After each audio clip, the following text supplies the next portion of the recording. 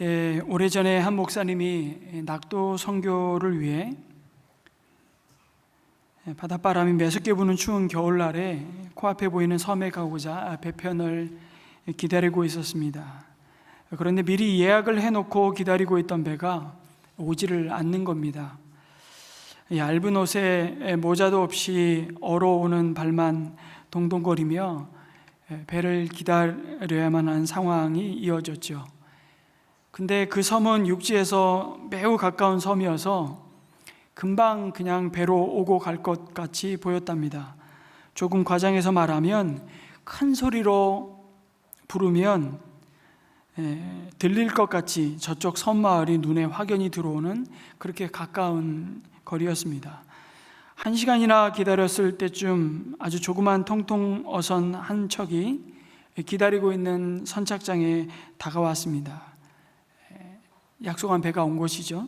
근데 그 배는 이 목사님이 계신 곳으로 똑바로 오지를 않고 보니까 리을자처럼 지그재그로 삥 돌아서 오는 것이었습니다. 이분이 화가 났습니다. 게다가 도착한 선장은 빨리 타라고 재촉만 하지 사과의 말도 인사도 없었죠. 서둘러 배를 돌린 선장은 무언가에 쫓기듯이 배를 몰았습니다. 그런데 이 목사님 생각에는 한 5분이면 충분히 도착하리라 생각하는 거리였는데, 근데 선장은 그 배를 섬마을 방향과는 다른 엉뚱한 방향으로 계속 그냥 몰고 가는 겁니다. 난 지금 겨울바다 구경 온 관광객이 아닌데 왜 이 사람은 배를 이렇게 빙빙 돌릴까 싶은 것이죠. 그렇게 10분이 지나고 30분이 지나도 배의 방향은 섬을 향해 일직선으로 향하지를 않았던 겁니다. 이제 마음속에서 화가 치밀어 오르기 시작합니다. 그래서 따져 묻고 싶었답니다. 왜 이러시는 거냐고, 뭐 때문에 이렇게 삥삥 돌아가는 거냐고. 그럼에도 참았습니다. 자기라도 그 섬마을을 섬기기 위해서 가는 목사인데 무슨 뜻이 있겠지. 화가 치밀어 오를 때마다 무슨 말이라도 불평을 하고 싶은 순간에도 무슨 뜻이 있겠지 하면서 참았답니다. 드디어 섬의 선착장에 이르렀죠. 그런데 뒤를 돌아다 보는 순간 아찔한 생각이 들었던 겁니다. 여러분 잘 아시듯이 서해 바다는 물에 조수간만차가 엄청 심하지 않습니까? 뻘이고 물이 빠져나가는 것을 여러분 아시죠? 이 목사님을 태운 배가 정말 아슬아슬하게 그 물길을 겨우겨우 찾아서 자기를 태우러 왔고, 이제 물이 더 빠져서 그 물길을 따라서 지금 선착장까지 겨우 도착한 겁니다. 갯벌은 여러분이 아시듯이 구불구불한 물길을 따라 물이 쭉 빠져나가고, 만약 이 물길을 놓친다면 이 배는 갯벌 한복판에 오도 가도 못하고 뻘에 갇혀서 자신은 얼어 죽을 뻔했다는 것이죠. 여러분, 이런 말씀을 드리는 이유가 뭡니까? 당시에는 그 상황 앞에서는 이해할 수 없고 받아들일 수도 없는 일들이 우리 인생 가운데 수도 없이 찾아오고 직면하죠. 그런데 지나고 나면 모든 것이 하나님의 놀라운 계획 가운데 신실하게 인도하신 은혜였구나, 그것을 경험하는 때가 참 많습니다. 여러분, 야곱의 생애가 그러했고요, 이어지는 요셉의 삶 역시 그보다 더 그러했습니다. 야곱과 그의 아들들이 애굽으로 대기근을 피해 여러분 이주하였습니다. 그 과정에서 하나님은 요셉을 앞서 애굽 땅에 보내시죠.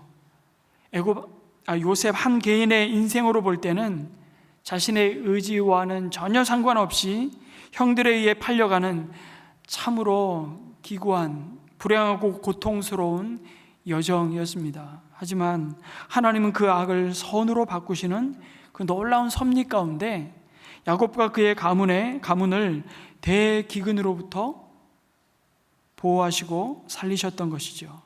그리고 야곱은 요셉을 만나러 애굽으로 내려가면서 그때서야 비로소 하나님의 계획을 분명히 알게 되었을 겁니다.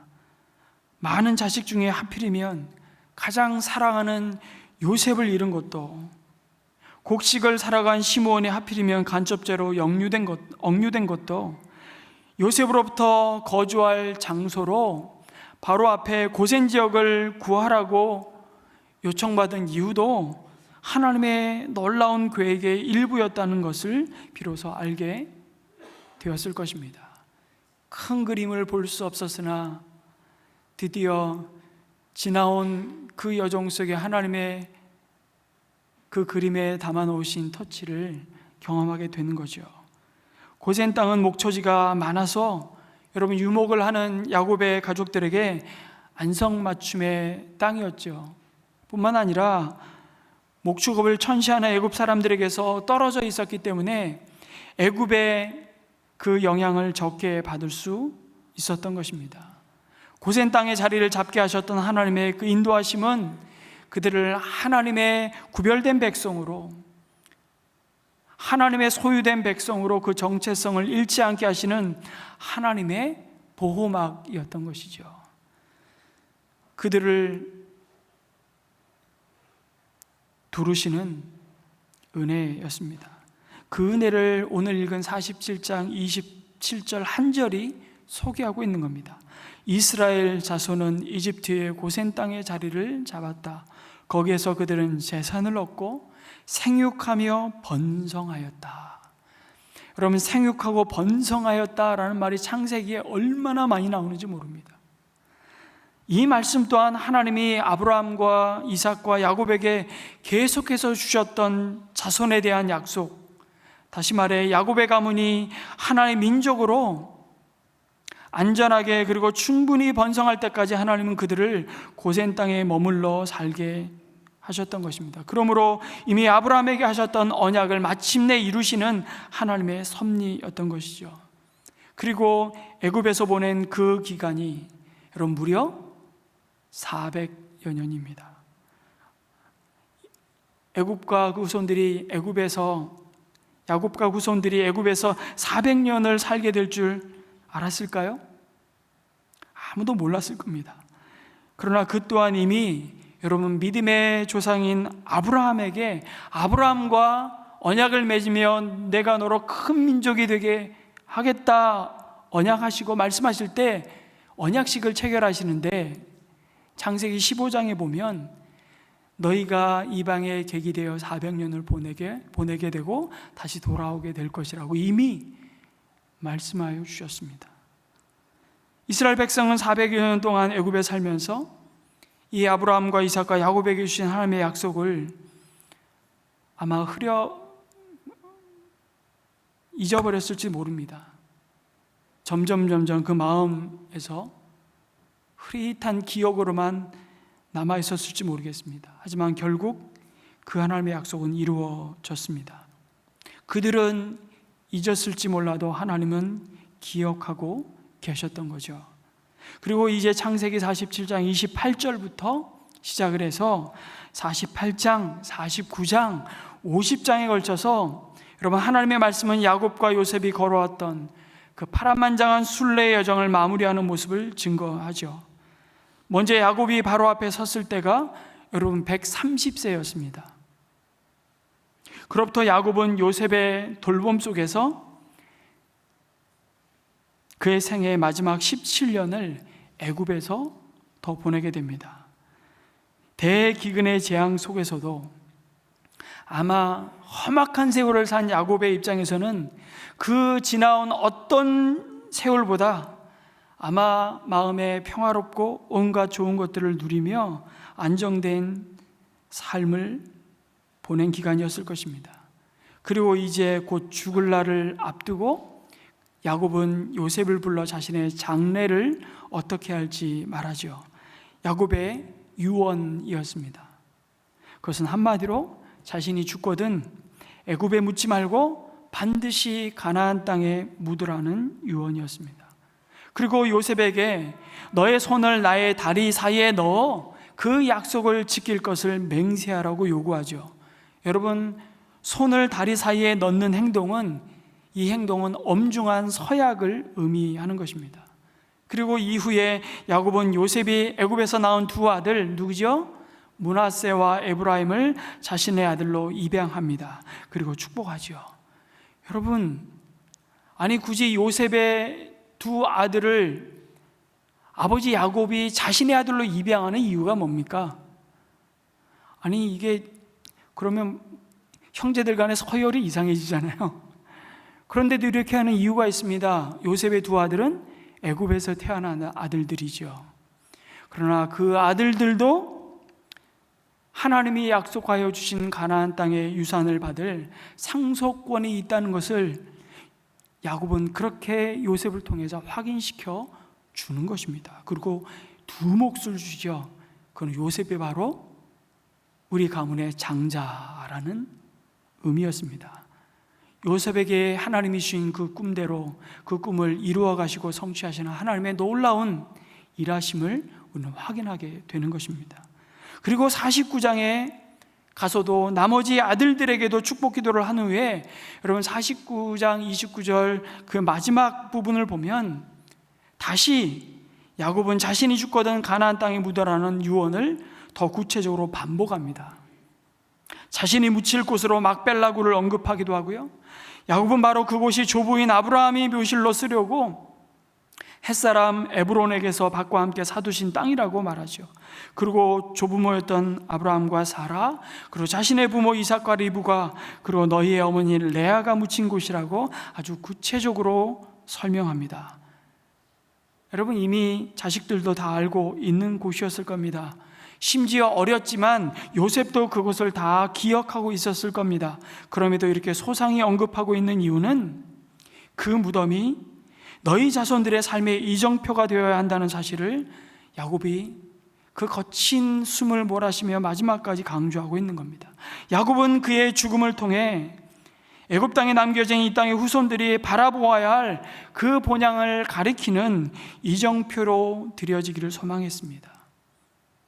애굽에서 번성하고 한 집안에서 큰 민족을 이루는 복을 누리지만 이 땅에 거주하고 너희가 뿌리박고 살아야 할 약속의 땅이 아니라고, 잠시 거류하는 땅임을 기억하라고 야곱은 마지막 한 줌 흙으로 돌아갈 육신조차 하나님의 그 약속을 가리키는 나침반으로 드려지기를 소망했던 것입니다.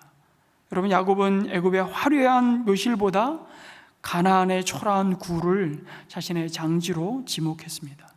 파란만장한 세월을 살아온 야곱이 인생의 그 마지막 거친 호흡을 내쉬며 자식들에게 하고 싶은 유언치고는 참 소박하다는 생각도 듭니다. 그러나 이 유언은 이방 땅에 나그네가 되어 살아야 하는 자식들에게 가장 강력한 믿음의 증거를 하고 있는 것이죠. 여러분, 야곱이 인간적인 생각을 따라 그가 묻히고 싶은 장소를 여러분 따진다면 어디였을까요? 그가 가장 사랑했던 아내 라헬이 묻힌 에브라스였을 겁니다. 나중에 지명이 바뀌죠. 에브라스는 베들레헴입니다. 이후에 모든 장래의 맞상주와 다름없는 역할을 하고 있는 요셉도 여러분 아버지의 이와 같은 유언이 없었다면 자기를 낳아준 어머니 라헬이 묻힌 곳에 함께 아버지 야곱을 묻기를 원했을지 모릅니다. 그러나 야곱은 마지막 한 줌의 흙이 될 자신의 시신이 묻힐 곳을 가리키면서 그 후손의 삶의 이정표를 세우고 있는 겁니다. 자신의 조상 아브라함과 이삭이 그랬던 것처럼 말이죠. 그리고 요셉은 이 아버지 야곱의 유언을 조금도 미루지 않고 바로 실행합니다. 야곱의 시신을 방부 처리하여서 미라로 만들고 자그마치 며칠을 애곡의 기간으로 보내죠. 70일이요. 이거는 파라오, 애굽의 신이라고 불리는 바로와 그 왕족들만이 누리는 영광이고 호사죠. 그런데 그 기간을 보낸 후에 곧바로 그 시신을 가나안 땅으로 옮깁니다. 그런데 가만히 보니까 야곱의 장래 여정은 출애굽기의 이정표였습니다. 400년 뒤에 이스라엘 민족이 걸을 출애굽기를 미리 경험시킨 것입니다. 빠른 길을 놔두고 시내 반도를 가로질러 가데스 바네아를 거친 후에 사해 동편으로 북진을 하여서 요단강을 건너 헤브론 땅에 들어간 것으로 보입니다. 그 큰 장래 행렬을 보면서 가나안 사람들은 아벨 미스라임이라고 불렀습니다. 무슨 얘기냐면 미스라임, 애굽이라는 뜻이고 애굽의 통곡이라는 의미입니다. 지금은 이스라엘 때문에 애굽이 통곡하게 될 것입니다. 아니요, 400년 후에는 애굽이 이스라엘 때문에 통곡하게 될 것이라고. 지금은 애굽이 이스라엘을 위해 울며 통곡하겠지만 지금은 이스라엘을 위하여 모든 바로의 신하들과 모든 군대와 기병들이 호위하기 위해 길을 나서죠. 하지만 출애굽 때에는 이스라엘을 추격하기 위해서 동원될 것입니다. 이 모든 것이 출애굽기의 예고편을 보여주는 장면이죠. 그러니 약속의 땅을 향하는 야곱의 시신은 절대 애굽의 안정과 그 번영 때문에 약속을 잊지 말고 너희들의 그 시선을 약속의 땅에 고정시켜 살라는 어쩌면 최후의 말없는 설교라고 할 수 있습니다. 야곱의 장래가 그랬습니다. 여러분, 그런 점에서 오늘 우리 또한 우리가 걷고 있는 길이 언젠가 후손들이 따라 걷는 길이 될 것입니다. 그리고 요셉 또한 아버지 야곱이 남긴 그 이정표를 남은 모든 자식들과 후손들에게 똑같이 남기고 있죠. 여러분, 창세기는 이 요셉의 죽음 이야기로 대단원의 막을 내립니다. 창세기 50장 우리가 읽은 24절 이하에 보면 요셉이 자기 친족들에게 이렇게 말하지 않습니까? 다시 한번 읽겠습니다. 시작. 나는 곧 죽는다. 그러나 하나님께서 반드시 너희를 돌보시고 너희를 이 땅에서 인도하여 내셔서 아브라함과 이삭과 야곱에게 맹세하신 땅에 이르게 하실 것이다. 요셉은 이스라엘 자손에게 맹세를 시키면서 일렀다. 하나님께서 반드시 너희를 돌보실 날이 온다. 그때 너희는 나의 뼈를 이곳에서 옮겨서 그리로 가지고 가야 한다. 이렇게 말씀하죠.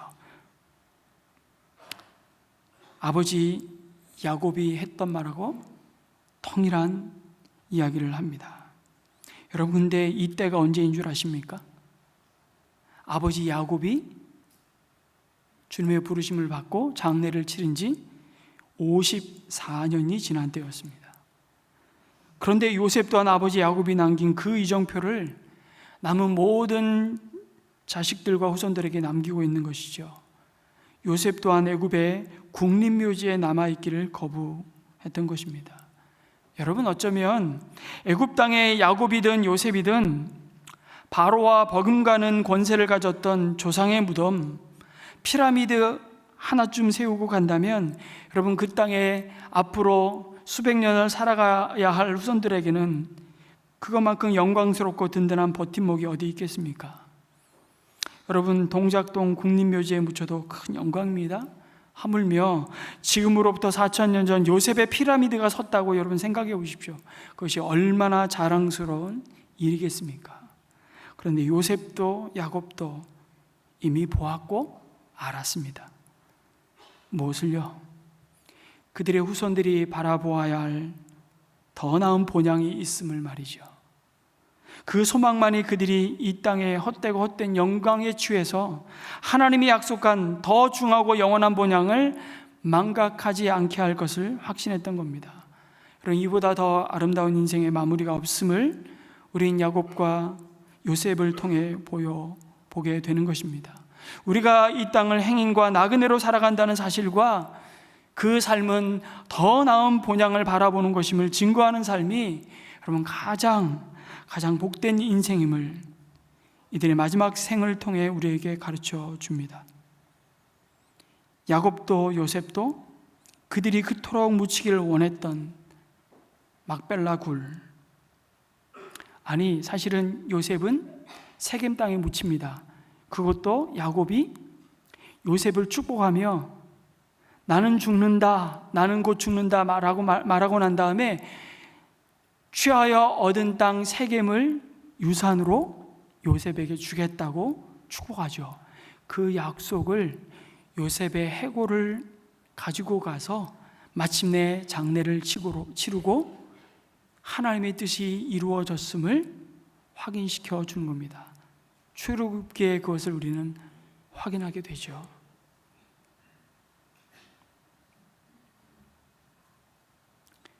그들이 그토록 묻히기 원했던 그 가나안 땅, 막벨라굴, 이런 문자적으로 지리적인 가나안 땅을 가리키지 않습니다. 그것은 상징적으로 약속, 하늘에 있는 본향 하나님이 예비하신 성을 가리키죠. 야곱과 요셉이 믿은 것은 바로 이것입니다.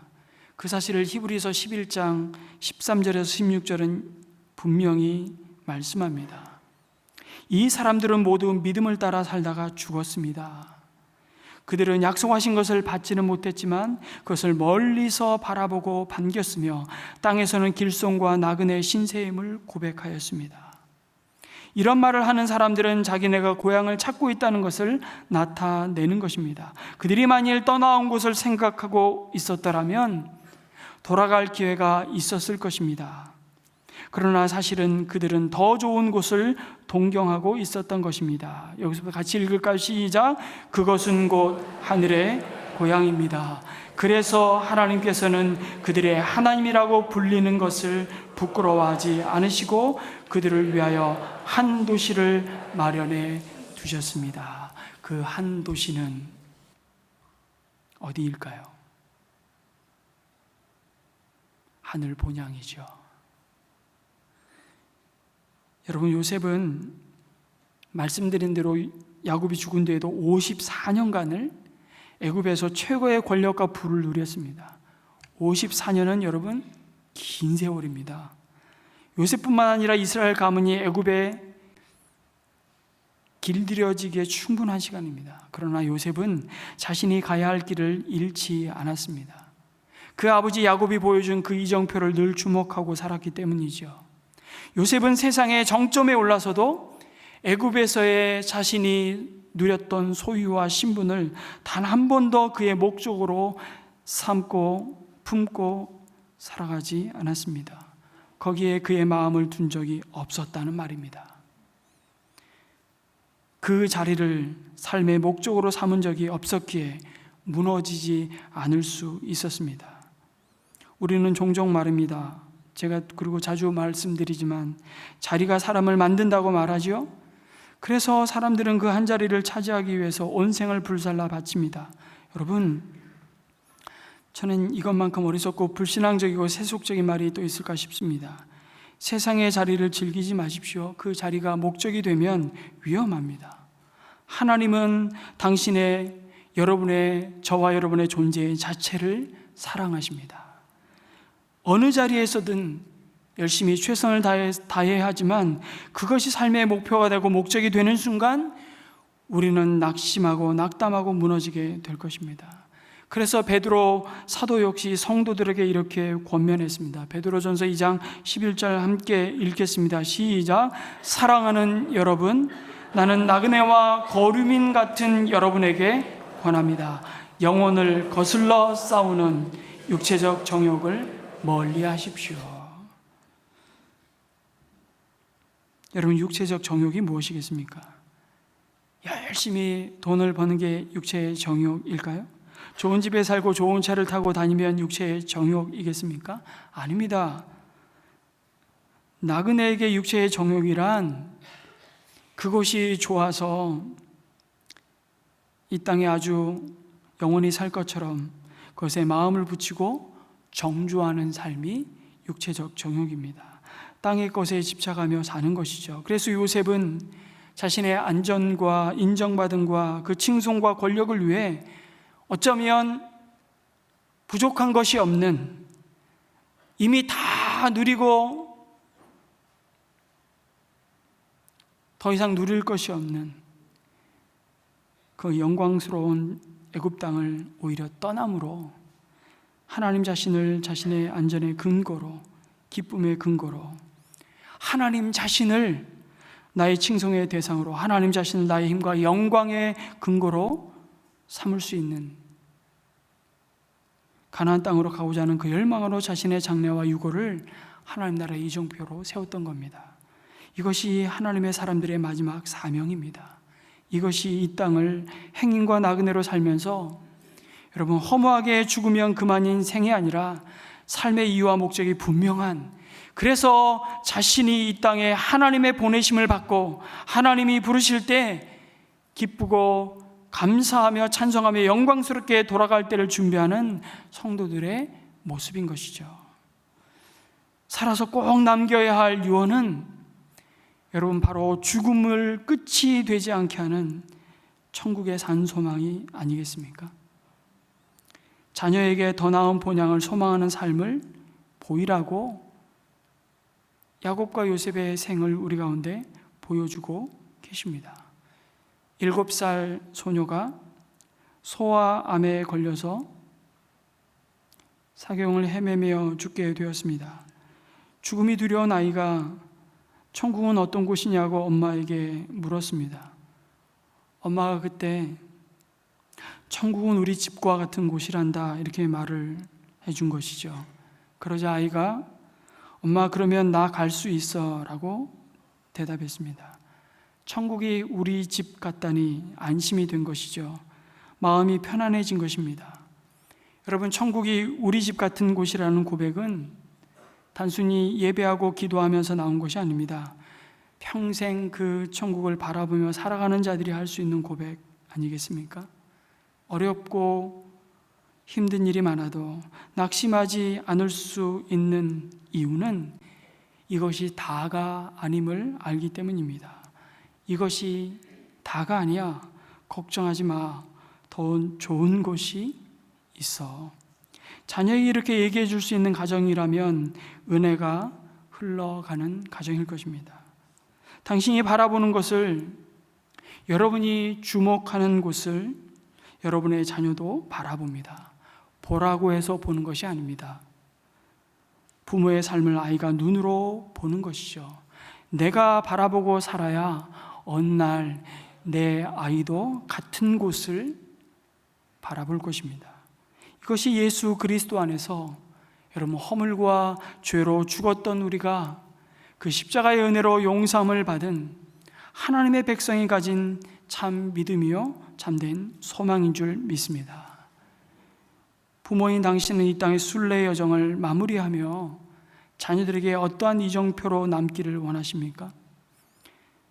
여러분이 바라보는 것을 자녀들도 바라볼 것입니다. 부모의 삶은 그 자식을 향한 하나님의 메시지이기 때문이죠. 어떤 흔적을 남길 것인가가 평생 부모에게 주어진, 그래서 숙제일 수밖에 없습니다. 아니, 그것은 자식을 양육하면서 사실은 부모에게 주신 가장 복되고 영광스러운 사명이기도 하죠. 왜냐하면 그 자식을 우리 가정에 보내주심으로 부족하지만 우리가 그들을, 하나님의 소유인 그들을 양육하면서 비로소 하나님의 마음을 알게 되고 하나님 앞에서 우리의 믿음이 주님의 거룩을 닮아가기 때문입니다. 나만 기도하고 나만 말씀을 보는 것이 아니라 자녀와 함께 하나님 앞에 나아가고 함께 말씀을 읽고 함께 기도해야 하는 이유가 바로 그것입니다. 우리가 가정예배 세미나, 주일날 오후 4시, 내일부터 또 한 주가, 그 고단한 한 주가 시작되는데 뭐 한다고 그 시간에 여기 다시 와가지고 주일 예배 드렸으면 됐지, 세미나 합니까? 여러분, 우리의 그 몸부림이 우리가 어디를 바라보느냐에 달려 있는 것이죠.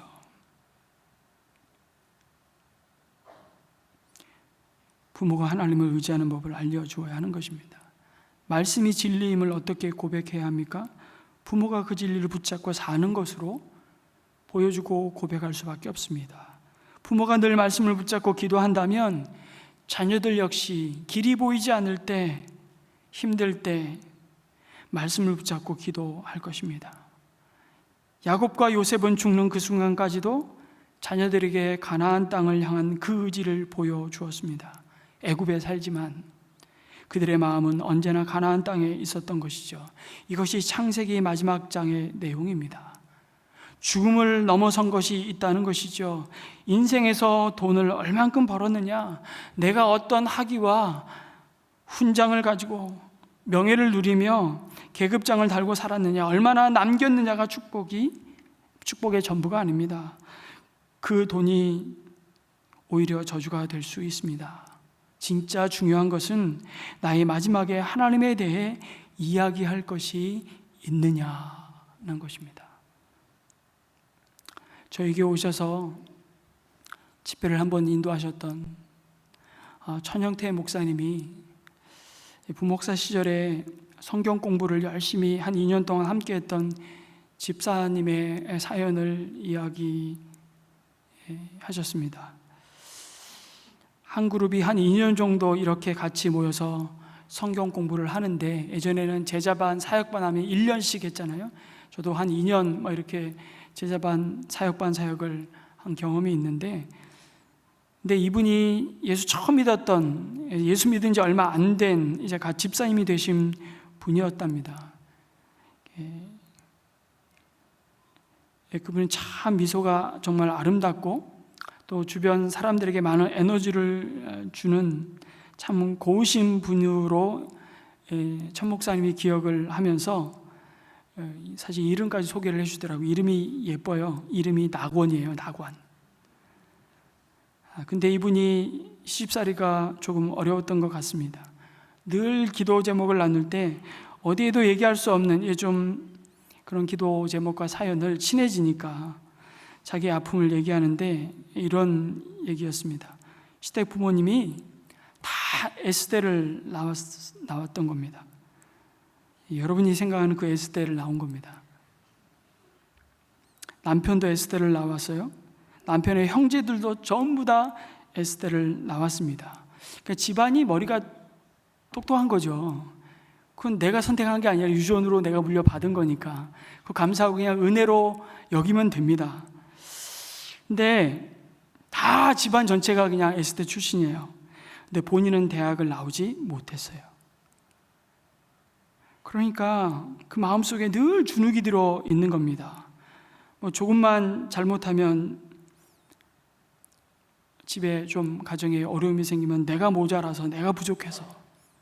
이분이 딸 둘 그리고 늦둥이 아들이 있었는데 한참 성경 공부를 할 때 정말 이름만 대면 아는 정말 뛰어난 외고에 큰딸이 다녔습니다. 그리고 이제 큰딸이 대학 입시, 첫 번째 자녀의 입시가 왔는데 이 집사님이 얼마나 기도를 같이 이 제자 훈련을 하는 이 그룹들에게 함께 많이 했는지 모른다고. 그것이 뭐냐면 기도 제목 첫째가 우리 딸이 그 S대학, 서울대학 나와버렸네요. 서울대학. 거의 가기만 하면 내 남편과 가족들이 예수 믿을 확률이 훨씬 높아진다고 생각을 한 겁니다. 그래서 우리 딸 S대학 가게 해달라고 중보기도 하고 그렇게 나눈 것이죠. 근데 시험을 봤는데 우리나라에서 가장 좋은 여대를 갔습니다. 여러분이 고개를 끄덕이는 그 여대 맞습니다. 우리 딸이 거기 갔으면 여러분 덩실덩실 춤출 분들 많으실 텐데 이 집사님이 그것으로 만족을 못하는 겁니다. 이 집사님 또 좌절한 거예요. 절망하고. 왜 그래요? 대학을 나오지 못한 자기를 닮아서 딸이 S대학을 못 갔다는 그 자책. 이건 누가 알겠습니까? 근데 성경 공부를 계속하는 과정 가운데 터울이 아주 가까웠던 연년생이었던 것 같아요. 둘째 딸이 시험을 또 보게 됐는데 또 S대학을 못 가고, 이 목사님을 볼 때는 정말 좋은 대학을 갔어요. 근데 이 집사님이 너무 또 낙담하는 겁니다. 나를 닮아서. 이제 남은 건 희망은 누구예요? 막내 아들. 이제 고등학교에 갓 지나가라고 또다시 이 마지막 아들, 이 막내만이라도 가문의 대를 이어서 S대학을 갔으면 좋겠다고, 그러면 우리 가정이 하나님께 가까이 올 수 있다고 그렇게 기도 제목을 나누는데 그만 이분이 암이 찾아왔습니다. 여러분, 그런데 이분이 처음 예수 믿었을 때가 언제냐면 이 시댁살이가 너무 주눅이 들어서 힘들고 아무 데도 풀어헤치지 못했을 때 어느 날 밤에 정말 가슴이 답답하고 너무 힘들어서 혼자 집 밖으로 밤에 나왔던 겁니다. 정처없이 막 이리저리 거리를 다니는데 어디 앞에 자기도 모르게 딱 섰는데 그것이 2층 상가 개척교회 십자가, 빨간 십자가 앞에 선 겁니다. 그래서 그가 처음으로 그 2층 상가 작은 교회 예배당에 들어가서 처음으로 하나님 앞에 부르짖으며 눈물을 흘리며 기도하면서 처음 십자가 앞에 섰던 겁니다. 그 이후에 천영태 목사님이 부목사로 있었던 그 교회에 등록을 하고 신앙생활하면서 정말 가장 행복했던 것이 뭐냐면 찬양대에서 찬양을 하는 것이었습니다. 아주 밝게 아주 웃으면서 찬양하시는 그분의 모습을 보면서 또한 많은 성도님들이 큰 은혜를 받았던 기억을 한다고. 여러분 근데 암이 찾아온 것입니다. 그러고 나서 천영태 목사님이 임지를 옮기게 되고 정동교회에 부임을 했었을 때 그 소식을 같이 성경 공부했던 집사님, 권사님들이 자기에게 연락을 했던 겁니다. 목사님, 집사님 너무 힘들어하는데 목사님을 찾습니다. 병원에 한번 오셔서 기도해 주시면 좋겠다고 얘기를 하는 겁니다. 근데 참 제가 아는 전 목사님 답더라고요. 이 목사님 참 고지식해서 신학교에서 그렇게 배우지 않았다고. 목사는 사역했던 교회를 사임하고 떠나온 그 교회 신경 쓰지 말고 지금 교회에 집중하고 그 교회의 목사님에게 모든 걸 맡기고 거기에 가지도 말고 만나지도 말고 그렇게 배웠어요. 저도 그렇게 배웠습니다. 저도 안 만납니다. 요 가까운 샘물교회 성도 안 만나요.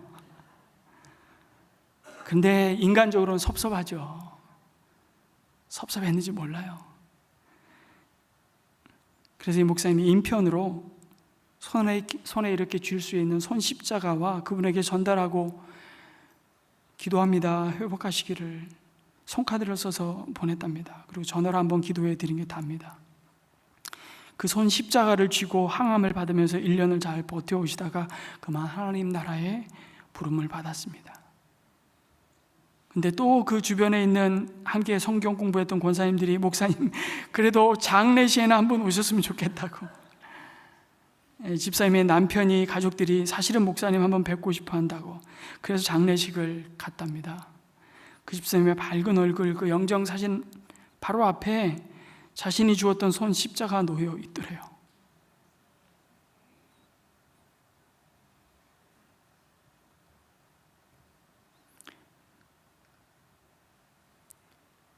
그런데 그 남편과 그 딸이 그리고 아들이, 특히 남편이 처음 뵙겠습니다 이렇게 인사를 하고 제 아내에게 너무나 많이 얘기 들었습니다. 기도 많이 해주셨다고.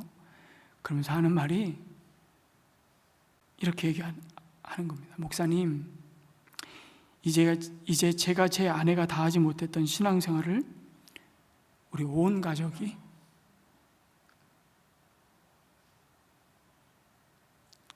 하려고 합니다. 우리 아내가 그렇게 즐거워했던 찬양대를 제가 서겠습니다. 그리고 우리 아들, 딸 다 데리고 제가 신앙생활을 하겠습니다. 십자가 앞에 선 것이죠. 이 집사님의 죽으심으로 온 가족이 십자가 앞에 선 겁니다. 진짜 바라보아야 할 평생을, 그 사이에도 얼마나 수많은 사연들이 쌓였겠습니까? 근데 그 사연이 자신을 한탄하고 자신의 신세를 원망하면서 하나님 왜 나에게 기도 응답 안 해주셨습니까? 그게 아니고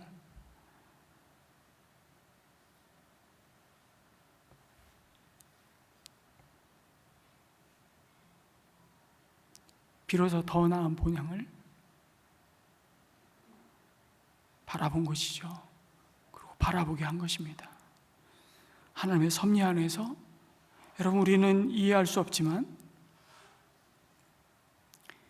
십자가 앞에 서게 함으로 비로소 가족들이 천국의 소망을 갖고 구원받게 된 것입니다. 하나님은 그 약속을 신실하게 응답하시는 분이십니다.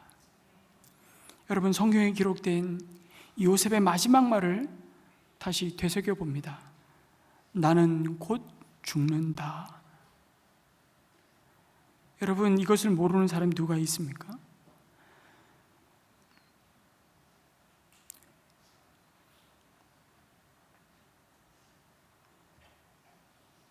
그런데 자신의 이 개인적인 종말을 기준으로 삼고 지금 누리는 이 땅의 삶을 바라보는 사람이 그렇게 많지 않다는 것이 우리의 삶을 참 후회스럽게 만드는 것 같습니다.